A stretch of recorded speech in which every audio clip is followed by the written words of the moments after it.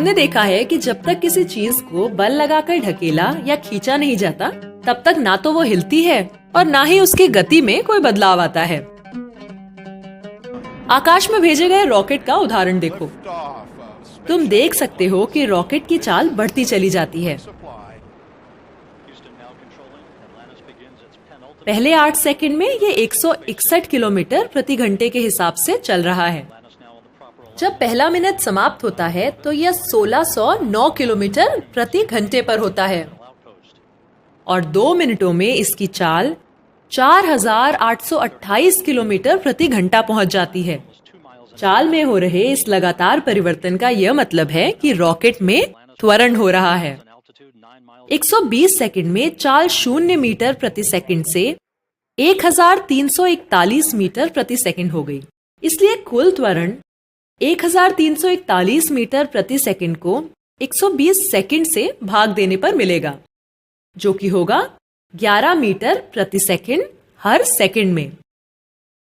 इसका मतलब हुआ कि रॉकेट की चाल हर सेकंड औसतन 11 मीटर प्रति सेकंड से बढ़ती जा रही है और यही इसका त्वरण है। पर चाल में हो रहे इस लगातार बदलाव का कारण क्या है? रॉकेट के ईंधन के लगातार जलने से एक बल पैदा होता है और इसी बल की वजह से उल्टी दिशा में यानी आसमान की तरफ काम करने वाला एक और समान बल पैदा होता है, जिसकी वजह से रॉकेट का त्वरण होता है। न्यूटन का दूसरा नियम कहता है कि बल बराबर द्रव्यमान गुना त्वरण। अब गणित को देखकर डरने मत लग जाना, असलियत में बहुत ही आसान सी बात है। देखो, अगर द्रव्यमान समान रहता है और बल बढ़ता जाता है तो त्वरण भी जरूर बढ़ना चाहिए। इसका मतलब है कि चाल और तेजी से बढ़ेगी। पर जब द्रव्यमान छोटा होता है लेकिन बल समान रहता है, तब भी त्वरण ज्यादा बड़ा होगा और चाल ज्यादा तेजी से बढ़ेगी।